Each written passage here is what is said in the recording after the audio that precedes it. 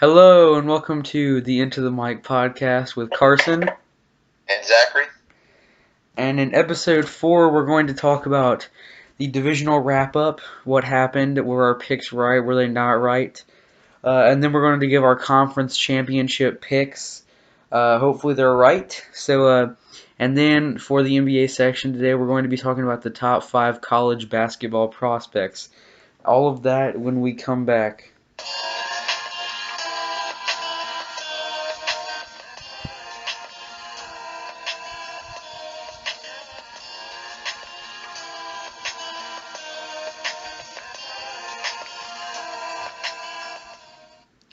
Alright, and we're back. Now, first, we have the divisional wrap-up. Now, Zachary, what was the first game? Alright, so, let's go ahead and start with the controversy. Falcons at Eagles, at least it was the controversy between us two. If you listened last episode, I picked the Falcons to win, and Carson picked the Eagles to win. Eagles won 15-10 in Philadelphia. That's right. I win. Yeah. This game was very lacking in offense all around. Devontae Freeman was not even the leading rusher on the Falcons. It was Tevin Coleman, who had 79 yards on 10 carries. Jay Ajayi only had 54 yards for the Eagles. That was their leading rusher. Neither quarterback posted over 246 yards. Only one touchdown combined between the two of those. Leading receiver in this game was Julio Jones, who had a really good game. He had 9 receptions for 101 yards. No touchdown, which is what you would like to have if you're a Falcons fan. They still managed to lose because they didn't score after the half break. Philadelphia had 2 field goals, one in the third and one in the fourth, both by Jake Elliott. And that was really the difference in this game. Philadelphia is moving on. Yeah, so I was right, like always. It's just how it goes. Yeah, but no, so as he said, I picked the Eagles, he picked the Falcons. I ended up being right. That was just what happened. So the Eagles got kind of lucky. Nick Foles actually played like a starting quarterback, and it showed up in the final score, of course. Really bad offensive game, kind of a boring one to watch, but at least the team I picked came out on top, so that was fun to see. It was kind of like the Jaguars-Bills game from last week, kind of the most boring game of the week, and not. Yeah, I think we've said everything to be said about this game. Yeah. So Let's get some momentum on my side going. Let's go New England Titans. Carson's Titans got absolutely crushed by the Patriots, 35-14. That's not a score you want to see in the playoffs to any team. Tennessee scored a garbage time touchdown to even get them 14 points. Tom Brady looked really good. He had 337 yards, 3 touchdowns, no interceptions on the game. Really, Tennessee just did not have the defense at all. Basically what I was saying last time when we were picking, this was my lock for the week, is that New England's offense is going to be so dynamic. They have so many people who can generate yardage, even if they're not big names. Danny Amendola had 11 catches for 112 yards. He's not even their top, 2 receiver behind Gronk and Brandon Cooks. Deion Lewis, their leading rusher, had 15 carries for 62 yards. But, they didn't need a big rushing because they had Tom Brady throwing for over 300 yards against the Tennessee defense. Only problem I see with Tennessee is that their leading rusher was Marcus Mariota and not Derrick Henry. It might have been Tennessee figured something out after watching film. They had fresh legs and Derrick Henry was coming off a 23-touch game.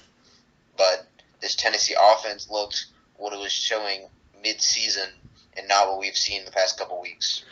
yeah, we kind of got crushed, but to our defense, apparently Marcus Mariota got injured in the first quarter on the first drive actually, and we scored a touchdown to take the lead, the only lead we had the whole game, 7-0. We scored on our first drive, which was really exciting, and we looked really good. and apparently Marcus Mariota, of course, never really recovered from that injury and didn't look amazing the rest of the game. Didn't look horrible though. So, but Derrick Henry had a lot of carries in the last game. Probably really tired. It would have really helped to have DeMarco. With that double running back core that we have, and so it wouldn't all the pressure wouldn't be on Derrick and Mariota. I mean, he looked really good on the first drive. Didn't really look good again, but I would kind of have to give part of that to one. New England has a pretty good defense, and then that injury probably hurt him a little bit. So I Yeah, and think I think it was just Tom Brady really outplayed him the rest of that game after that opening Tennessee drive. yeah. So I wasn't expecting them to win, but I This was pretty humiliating. I would have expected them to put up more of a fight, but like I said, I don't think it was a fair field really with him getting injured in the first quarter, and I mean teams don't keep two really good quarterbacks, so Mm-hmm. I mean I think this could have been a much better game if that doesn't happen, but it is what it is, and we'll come back next season and hopefully look even better. So yeah, on to the next game. The two-seeded Vikings beat the four-seeded Saints in the best game of the weekend, I think. Um, Mm-hmm. 29-24 is the final score. Vikings take this one in Minnesota. And it ended on a meme of a play by Marcus Williams, the Saints safety. He went for that hit stick. If you play Madden, you know that reference. He went for the hit stick and missed it, basically, is what happened on a 61-yard touchdown from Case Keenum to Stephon Diggs. And that ended the game. Vikings beat the Saints 29-24. Yeah, you're talking about not all teams have multiple decent quarterbacks. Well, Minnesota's that one exception that we've seen in a while. Yeah. Everybody knows Case Keenum was basically the third signed as a third string. He's only getting paid $2 million for the season, but he comes out and he has a 318-yard game, one touchdown. That was on the last play of the game, but he was able to hold in there and make the big play to Stephon Diggs. Stephon Diggs made a really nice grab and was able to keep his balance, stay in bounds, and go all the way. And I mean, that whole sequence was just left everybody in shock, especially if you're a Saints fan, because what happened is that play happened, and that everybody was rushing the field, and everybody was going crazy. Saints players were stunned. Everybody was walking off the field. Stephon Diggs was like going crazy. He was like looking, looked like his confidence was on a whole nother level. And then officials come out. Well, first they have to review it to see if Stephon had stepped out of bounds, which he clearly didn't. He was like a yard or two inbounds, so that was not a problem. But then the league rules state that you have to finish, if a touchdown is scored and there's no time left on the clock, you still have to kick the extra point, or at least like have a last play with your special teams. And so they have pretty much any security on the ground level of the stadium had to come out and get all the Saints players and reporters and everybody off the field. And it was really funny because now basically both teams had to get guys who still have their pads on to come play this last game, so there was no flag or penalty. So basically, had all that confusion. Case Keenum comes out, takes a knee, and that's the game. But I mean, this whole series was really confusing. But if you're a Vikings fan, that you did not sleep that night because that was so crazy. 61 yards on the last play to have a chance to play in the Super Bowl on your home field. Yeah. Yeah, really exciting game. So I think that was the most exciting one to watch, and the ending was really, really, really, really weird. Really, really cool to see how quick the momentum of a game can change, and how quick a team can either win or lose a game on one play. So Yeah, really, yeah, what game? That was yeah. missed that. Marcus Williams makes the aggressive play on the ball, doesn't work out for him, and then now all Saints fans want to cut him. So that's great. I'm sure he is not feeling great after that play. So Mm-hmm. yeah, but he's a rookie. He'll get over that kind of stuff. Yeah. So then the last game, the two-seeded Steelers actually lost to the three-seeded Jaguars, and the only final score is 45-42. And the only reason the Steelers even scored 42 was they scored a trash time touchdown at the end after the game was already over. Um, they missed the onside kick at the end, and game over. Jaguars are on to the conference championship. Sadly, as a Titans fan, I don't like to see that. But Leonard Fournette, I believe he went out at the top of the second quarter and came back in the third, and he had 3 touchdowns in this game. Really, really good game from him. He came up clutch when they really needed him to, because he did not last week. So Yeah. Um, Blake Bortles did not do anything like you would kind of expect. He's kind of getting some of the attention just because his team won and everybody was like trash talking him beforehand. But he only threw for 214 yards and a touchdown.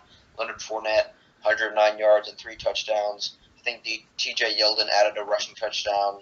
and they also had a defensive touchdown from Telvin Smith. Right, fumble recovery. And then Ben Roethlisberger, on the other hand, went off for 469 yards, 5 touchdowns, only 1 interception. He did everything he could to have the Steelers win this game, but it's really the Pittsburgh run defense that let Fournette run all over them that really gave this game to the Jaguars. Le'Veon Bell only had 16 carries for 67 yards and a touchdown. But I guess it's okay when you have Ben Roethlisberger, firing for a lot of touchdowns and yardage. I'll give him a pass on this one. Antonio Brown, in his first game back from that injury, he had 7 receptions for 132 yards and 2 touchdowns. He did everything he could. So it was obviously the passing attack that was so hyped up obviously came to play. The defense did not play up to par with Jacksonville's offense, running offense at least. Yeah, so I think this game could have gone either way. I actually locked the Steelers to win this game, and it didn't really pay off. But I think a lot of people picked the Steelers over the Jaguars in this game, and I think that they could have had this game. The Jaguars' defense, of course, best in the league. I think. They just did a lot this week. Pass defense, not so much, letting him go for 5 touchdowns. But their run defense, somehow limiting Le'Veon Bell to 67 yards and a touchdown, is really impressive.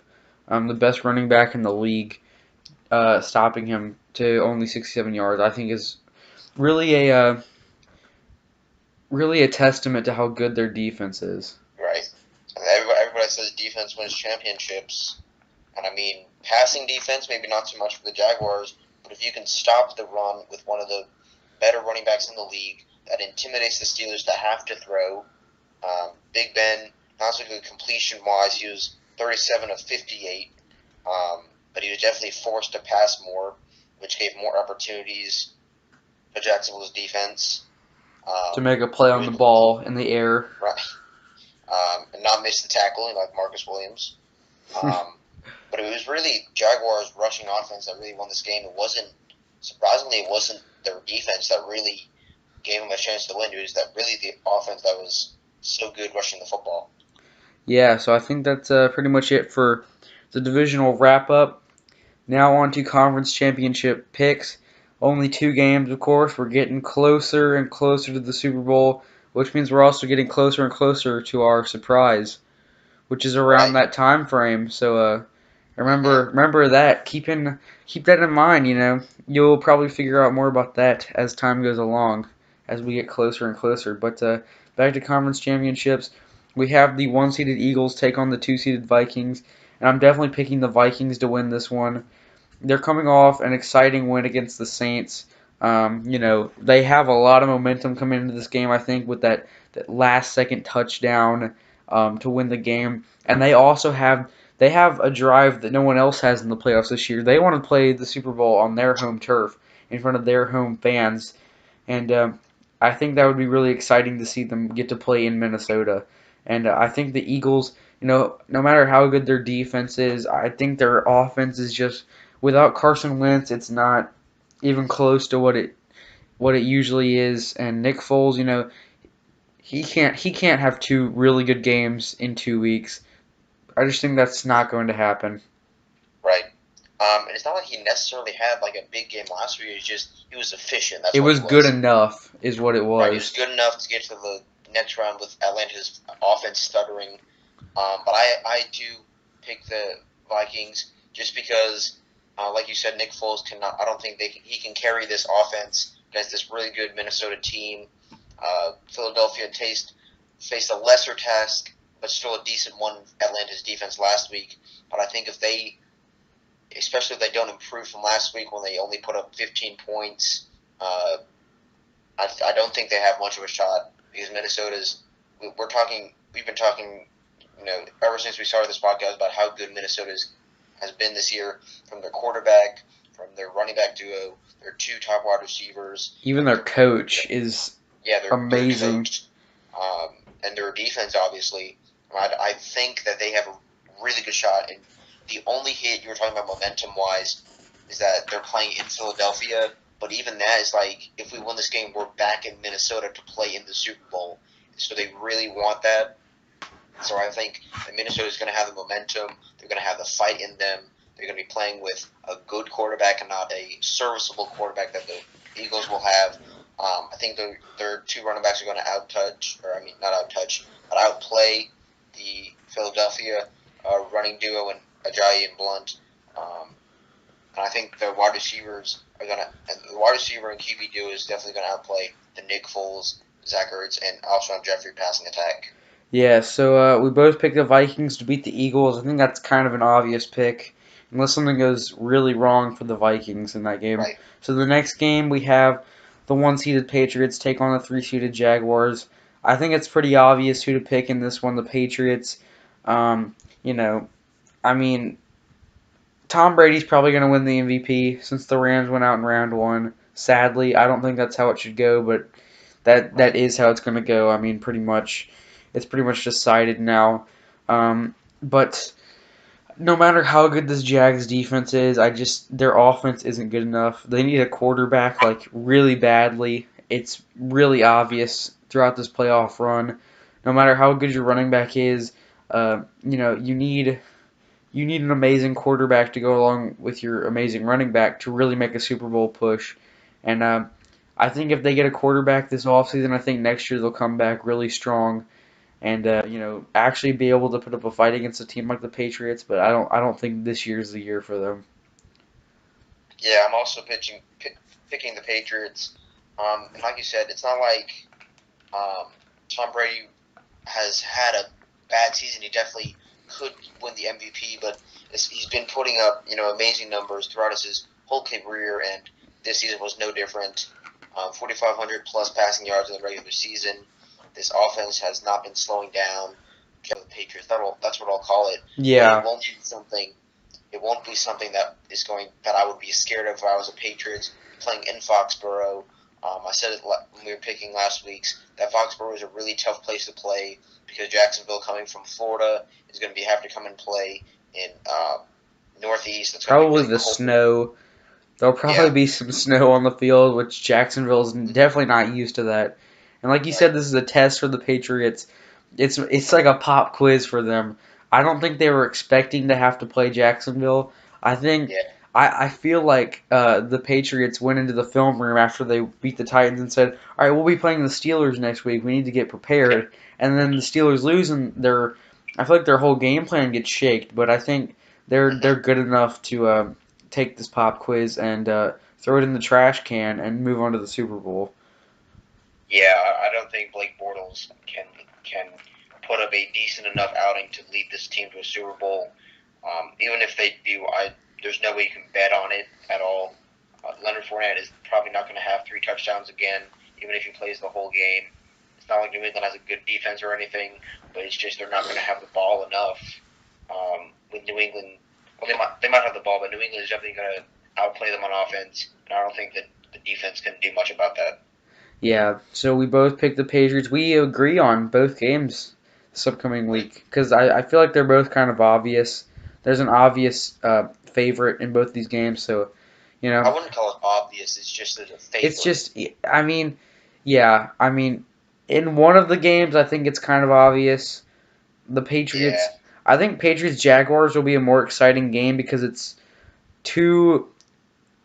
I think I think it's the best defense in the league versus one of the best offenses, and then one of the not worst defenses, but like one of the middle of the pack defenses versus one of the middle of the pack offenses. But with the Vikings versus the Eagles, it's a bad offense versus a really good defense, and then a good defense versus a really good offense. So I think it's more of a lopsided game in the Vikings Eagles than it is Patriots Jaguars. But I still think the Patriots take the Jaguars, and I think the Vikings take the Eagles. So I think we're done with conference championship picks, and now we move on to the bulk of this podcast. We'll be talking about our top 5 college basketball prospects. And when I say college, I had to emphasize that because, Luka Doncic would be on here, I think, but he is not in college basketball. He's overseas, so that's why he's not included on this list. And also, Michael Porter will also not be on this list because, we've never actually seen him play college basketball. So, yeah, if you're wondering why those two are not on here, that's the reason why.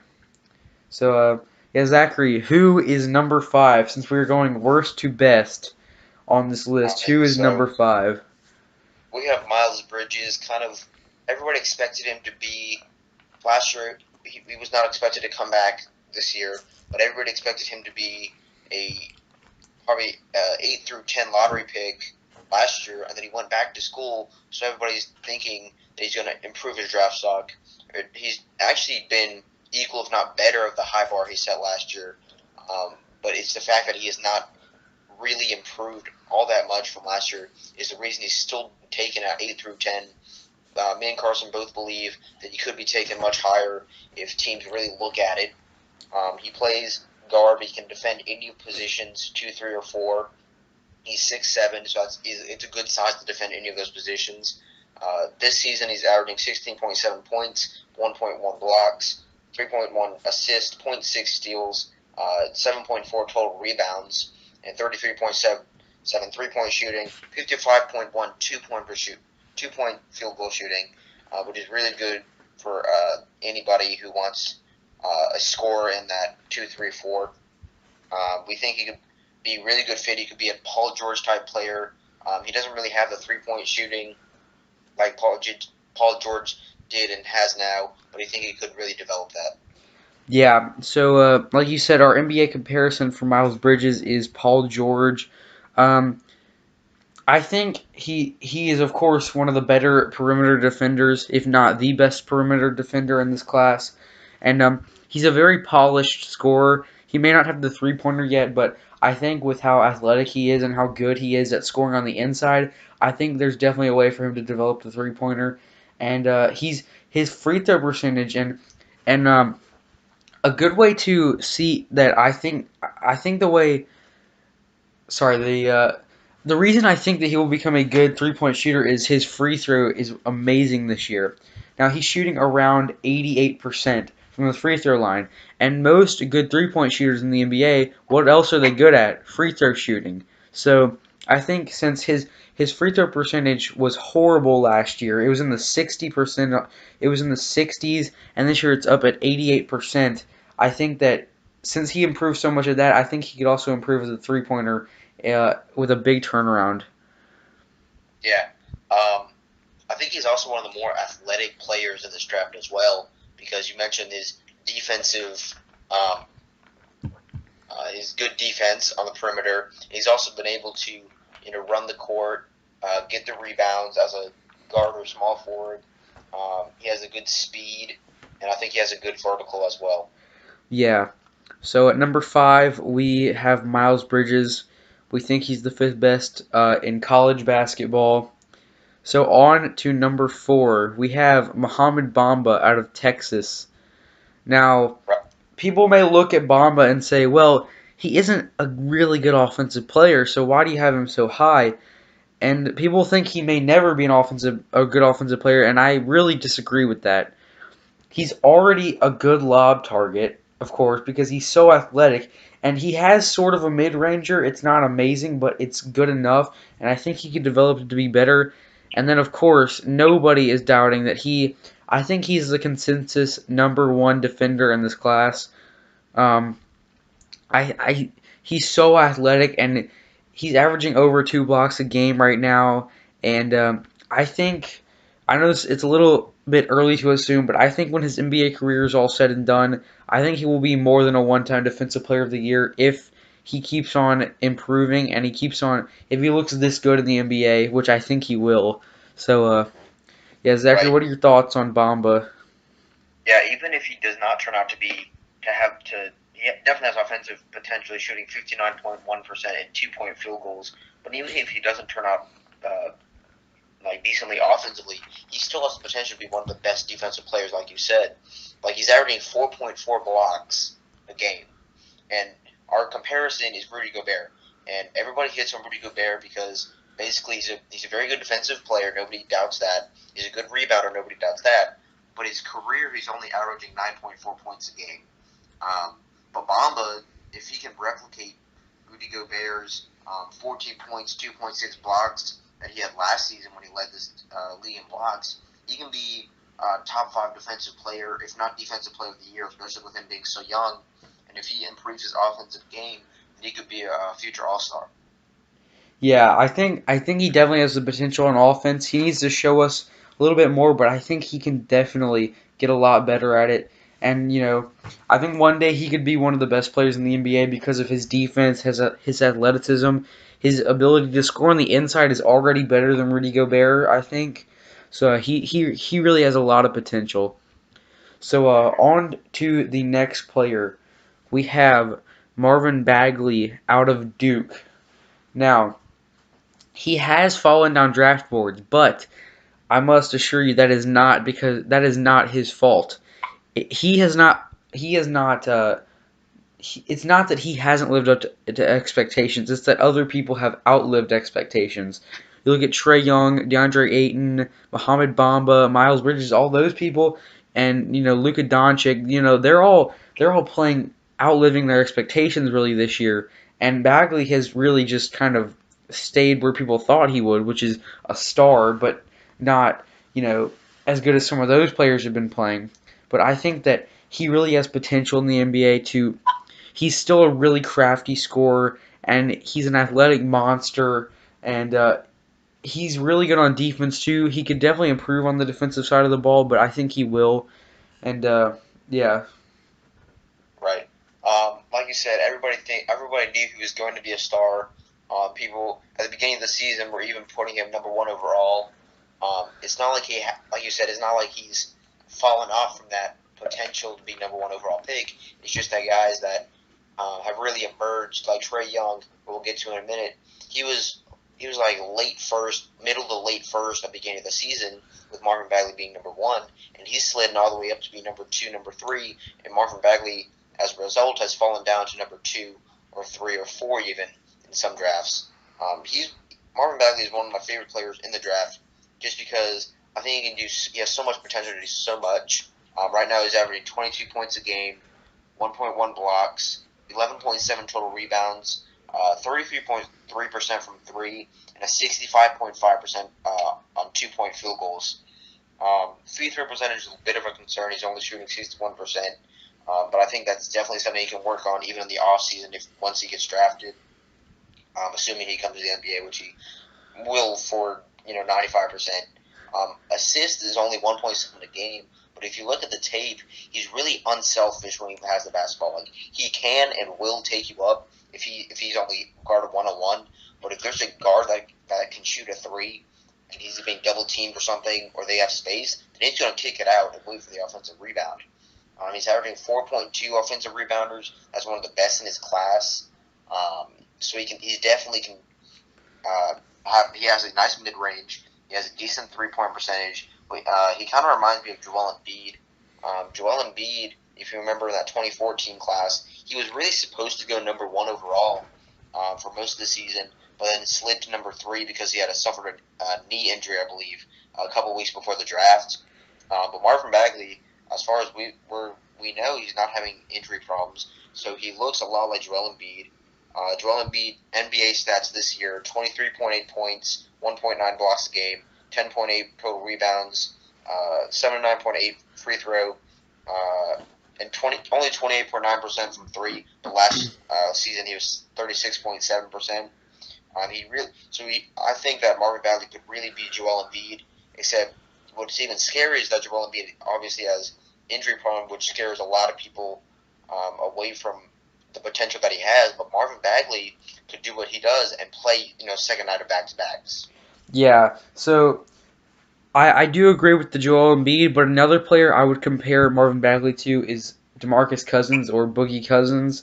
Um, you know, they both have a really good mid-ranger. Boogie has a much better three-pointer, but it took him a while to develop that in the NBA. And I think Boogie is also a slightly better ball handler, but I think that Bagley can really develop those skills and become as good as Boogie is, which would be fun to see because Boogie's a really fun player to watch, and I would love to have another one of him in the NBA.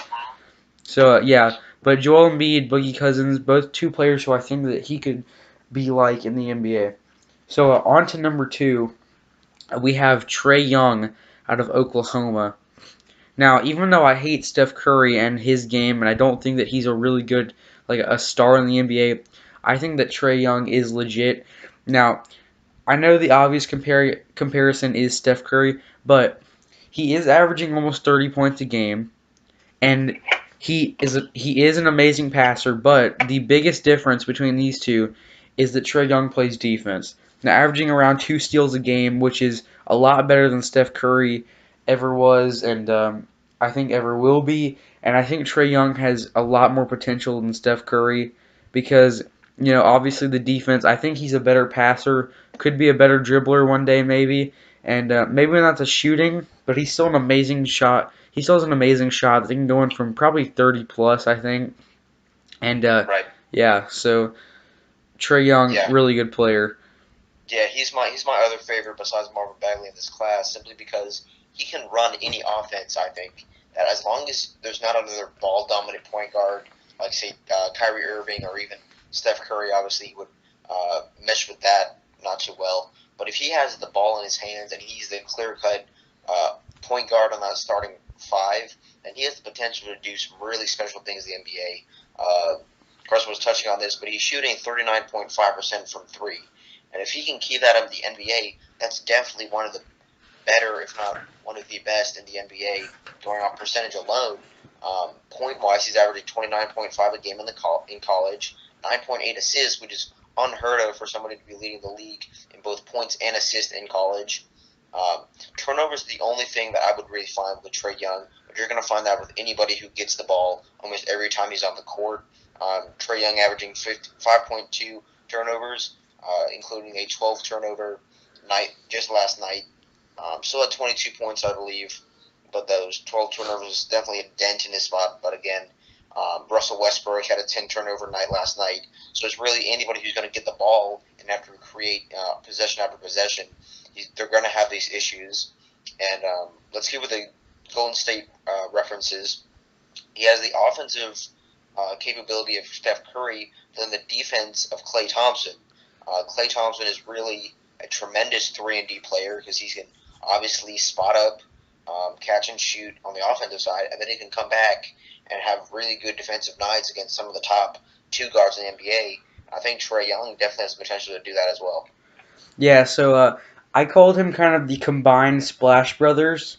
I think that he could be much better than both of them because he has the potential on both sides of the ball, other than Steph, who is just an offensive player, or Klay, who is kind of an all-around player but not amazing at one thing. I mean, he is, but I think that Trae Young could be like a superstar on both sides of the court, just with his potential, his athleticism, his shot, his defense, his passing. I mean, it all just looks really good. Mm-hmm. So, on to the best prospect in college basketball, we think we have DeAndre Ayton. Now, we had some trouble coming up with a comparison for him because his play style is just unmatched by really any other player. He's so dominant. Like you just can't really find a player for him because he's probably the best rebounder we've seen in years. Like he's so good at rebounding. He is averaging 11.3 total rebounds, and he's averaging around 3 offensive rebounds, which is just amazing. And I mean, he can score on the inside. He's not a horrible passer. Not a lot of turnovers when he's getting the ball as much as he is right now. And I think he's so athletic. He's such a good defender. I think he could guard maybe even small forwards because he's so fast and so athletic. I think that he he could guard multiple positions. Right. We were trying to make a comparison. I mentioned Karl Anthony Towns. Karl Anthony Towns, 7 foot flat, I believe. DeAndre Ayton, 7'1". Both have a really good jumper. DeAndre Ayton, 66.5% on 2-point percentage, 33.3 3-point percentage. And I think both of them are so versatile at their position that they can really guard power forwards or centers. They're both really athletic. They have a jump shot, and I think that both have decent defense and both have really good rebounding. They're both players that I would really like to build my team around. Now, I think the only difference between those two is Cat is obviously not a good defender and has not been for his whole NBA career, really, which is kind of sad. But I think Ayton could be a star on both sides of the court, which his three-pointer shows potential. It's not polished yet, but I think it really could be one day. Yeah, I agree. 3-pointer for big men is something that you can work on over the summer because it's not a big part of your game. But if you have everything else in your game down and you need something to work on, especially in today's NBA, it's something that a lot of bigs work on when they come out of college. Yeah, because a lot of bigs don't have it in the college level, but when they get to the NBA, they usually have a shot coach, a shooting coach, and they work on their jumper a lot because Boogie Cousins did not have an amazing jumper when he came into the league, and now you look at him and it's amazing. Joel Embiid was not thought to be as good of a shooter as he is in the NBA, and of course now he is.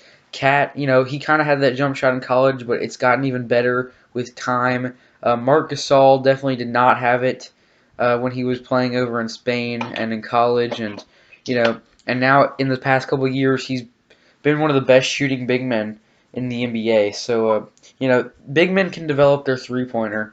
I think they can just turn it around in one off season if they really want to, and so I think Ayton could really do that too. Right, and that's really what Marc Gasol did a couple of years ago. He basically in one off season they had a new head coach, David Fizdale, at that time, and he really came in. He said, "Mark, I need you to shoot threes," and Marc Gasol worked on that all season, and now he's shooting 30-35% from three. And I think that's what any college big man coming out of college, especially in today's NBA, especially with how much they want to learn the game and be successful, and how much versatility they want to give their team, whoever drafts them. They really like to work on that. Yeah, so I think that's something that he could really work on, but I think he could get better at it, which is why he is my top prospect in this NBA draft. He has all the skills and all the tools to become a star in the NBA. Rebounding, scoring the inside. He's really efficient on the inside. The three-pointer we talked about, he could develop it. His defense is really good. Athletic freak, fast enough to defend. Maybe even small forwards, we'll see. But, yeah, I think Mm-hmm. that is all for our top five. Do you have anything else to say?